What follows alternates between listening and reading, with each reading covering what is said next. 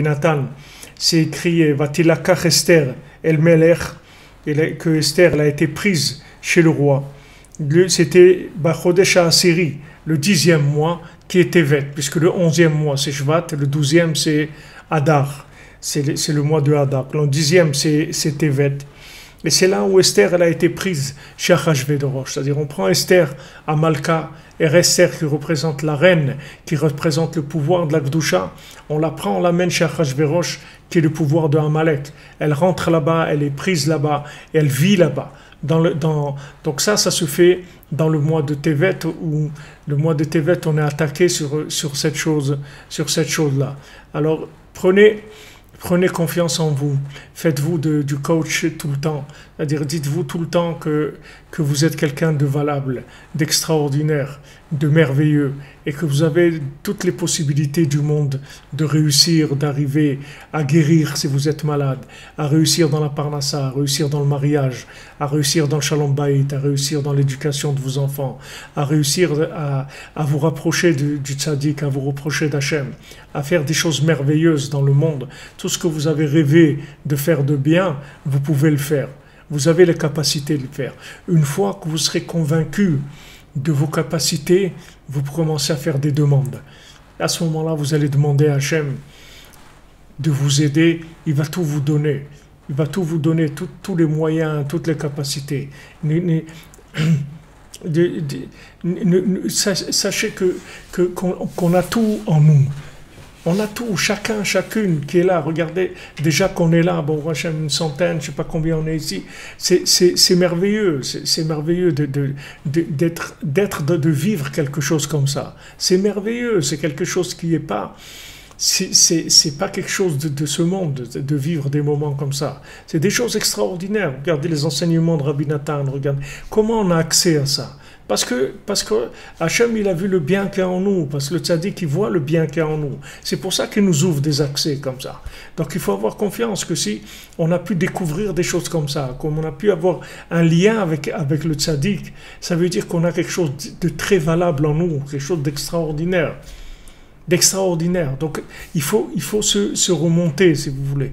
Il faut se remonter parce que si on se remonte, à ce moment-là, il y a une possibilité de recevoir tout. Comme vous savez, les écluses, là. C'est-à-dire, on remplit un côté pour que après ça puisse communiquer. Si ça reste en bas, on peut pas, il y a un trou, on ne peut pas arriver à communiquer. Il faut d'abord remplir l'intérieur, d'abord de nous-mêmes. Et c'est sur ça que Amalek, il attaque. Et Amalek, il prend Esther, il la rentre chez Achashverosh, il lui dit, qu'est-ce que tu vois, rien du tout, voilà. Tu es chez Achashverosh, tu es dans le palais de la Sitrachara, c'est là-bas où tu vis, c'est ça ton truc. Et Esther, elle doit s'encourager, Mordechai, il vient, le tzaddik, il vient, et il encourage, il lui dit, non, tu vas voir, on va y arriver, tu es capable, et tu mais attends, il dit, mais tu te rends compte de ce que tu me dis, si je me présente chez le roi, et je dis un mot de travers, même pas un mot de travers, s'il est mal luné, il va me tuer tout de suite, etc. Il lui dit, vas-y, n'aie pas peur, vas-y, tu es capable. Et elle obtient tout du roi. Et le roi, il lui donne tout. Mais il lui fallait un coach, elle avait Mordechai. Mordechai, Haman, Amalek, qui venait tout le temps. Mordechai, jamais il se prosternait à Haman, jamais. Et Haman, il était énervé terriblement contre lui parce qu'il ne se pliait pas devant Haman. Il disait non, il ne me plie pas devant toi. Haman, c'est Amalek. Haman, c'est le descendant de Amalek. Il ne se pliait pas, Mordechai, devant Lo Ishtachave, jamais il se pliait devant Haman. Tous les gens ils se prosternaient devant Haman, ils avaient peur de lui. Jamais il se prosternait devant Haman. Et il venait, et il disait à Esther, tu vas y arriver, tu vas voir. Il dit, mais moi je peux pas. Et il dit, mais qu'est-ce que tu crois que tu es venu dans le monde, pourquoi? Tu crois que si tu fais pas ce que tu as à faire, qu'est-ce que ça va être ta vie? Tu crois que tu vas t'en sortir, quelle vie tu vas avoir? Si tu réussis pas ce que tu dois réussir, quelle vie tu vas avoir? Qu'est-ce que tu vas devenir? Tu vas dire directeur de la SNCF, tu vas devenir quoi? Qu'est-ce que tu vas faire dans ce monde? Qu'est-ce que tu vas faire dans ce monde si tu ne te réalises pas? Il a laissé pas Mordechai. Tous les jours, il allait la voir. Tous les jours, il allait la voir. Tous les jours, Shlom Esther, tous les jours, il allait la voir. Et il lui faisait du coach, il l'encourageait tous les jours. Qu'elle ait confiance en elle, qu'elle ait confiance en elle. Et quand elle a été, elle avait confiance en elle, elle a été, elle a tout obtenu. Après, elle a demandé encore et encore et encore. C'est de ça qu'il y a eu toute la Géoula de Purim. Toute la Géoula de Purim, elle vient de ça.